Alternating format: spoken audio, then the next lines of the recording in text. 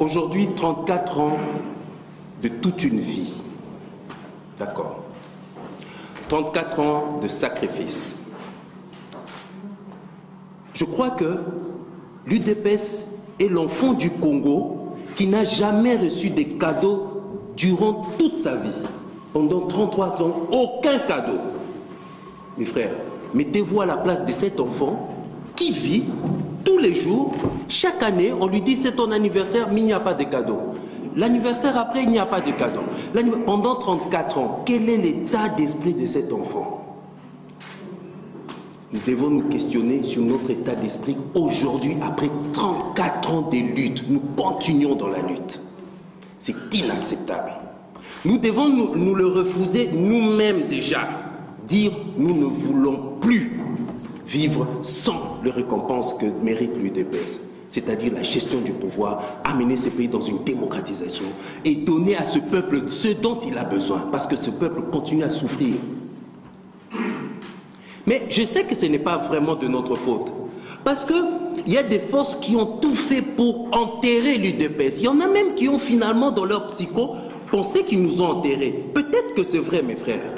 Peut-être que nous sommes enfoncés dans un trou avec tout ce qui s'est passé dans l'UDPS. Que ce soit au sein de l'UDPS, à l'extérieur de l'UDPS. Mais nous nous sommes retrouvés dans un trou, en train de nous enfoncer. Mais dans ce trou, il y a plusieurs catégories de personnes. Il y a ceux-là à qui on a montré ce trou, à qui on a poussé vers ce trou et qui ont demandé pardon en disant « Non, non, moi je suis prêt à régner les valeurs des UDPS. Prenez-moi avec vous, je marche avec vous. » Donc ils ont, comment dirais-je, clairement trahi le parti. Ceux-là sont partis avec le pouvoir, ils ont continué à faire ce qu'ils ont fait. Il y a de ceux-là, justement, parmi le groupe de ceux qu'on poussait dans le trou, qui sont finalement tombés dans le trou. Et d'autres ont demandé même à être remontés de ce trou, en suppliant celui qui veut détruire l'UDPS, en lui disant, moi je suis prêt à collaborer avec vous, tirez-moi de ce trou et je veux collaborer avec vous. Mais il y a un autre groupe de ce genre, ces vaillants combattants, qui sont restés dans ce trou, qui ont dit, nous ne trahirons pas ce parti. Nous ne trahirons pas notre peuple. Nous nous battrons. Puisqu'ils sont dans le trou, ils n'avaient pas d'autre choix, puisqu'ils étaient déjà dans ce trou. Qu'est-ce qu'ils ont fait, ces vaillants combattants, ces gardiens des temples, ces fils dignes de ce pays? Ils ont levé leurs yeux vers le haut, puisqu'on a parlé de Dieu, de la force curative. Ils ont levé les yeux vers le haut. Ils ont croisé les yeux de ceux qui les enfoncent dans ce trou. Ils les ont croisés. Mais ces yeux, ce regard n'était pas tourné vers ces derniers pour leur demander de sortir de ce trou. Non, ce regard s'est tourné vers le Créateur pour lui rappeler qu'il y a eu tel, Lumumba, il y a eu tel qui a donné de sa vie, il y a eu tel qui ont été crucifiés, il y a eu tel.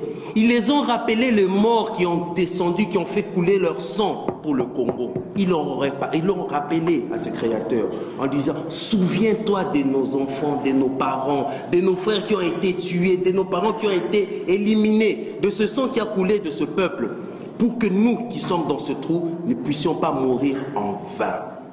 Voilà était leur prière, au fond de ce trou. Mais ces méchants du Congo ont quand même rempli ce trou de terre. Mais dans ce trou, ce groupe qui est resté fort dans l'esprit, Dieu leur a parlé. Il leur a dit, mettez-vous debout. Dans un trou, mes frères, je vous rappelle que nous sommes dans le trou. Dans ce trou, ces vaillants combattants de l'UDPS se sont mis debout. Malgré la lourdeur du sable ou de la terre qui était sur leurs épaules, ils se sont mis debout. Et Dieu les a transformés en graines. Et ces graines a poussé 1 année, 2 ans, 3 ans, 4 ans. Aujourd'hui, ça fait 21 ans que l'UDPS souffre de cette souffrance. 21 ans. Cet arbre a poussé. Et j'étais très content quand nous étions en train de parler. J'ai vu un groupe de jeunes hommes entrer, mes frères et sœurs entrer pour aller s'asseoir vers l'arrière. Et j'ai compris que, monsieur, Papa Capita, le travail que vous avez fait, vous ne l'avez pas fait en vain. Papa Motonto, le travail que vous avez fait, vous ne l'avez pas en vain. Parce que nous, vos enfants, nous sommes déterminés à poursuivre cette démarche, mais alors l'amener le plus haut possible pour que l'UDPS finalement récupère cette direction qui est la gestion du pouvoir, la gestion de ce pays, afin d'apporter, nous aussi à notre tour, quelque chose à la génération qui nous suit.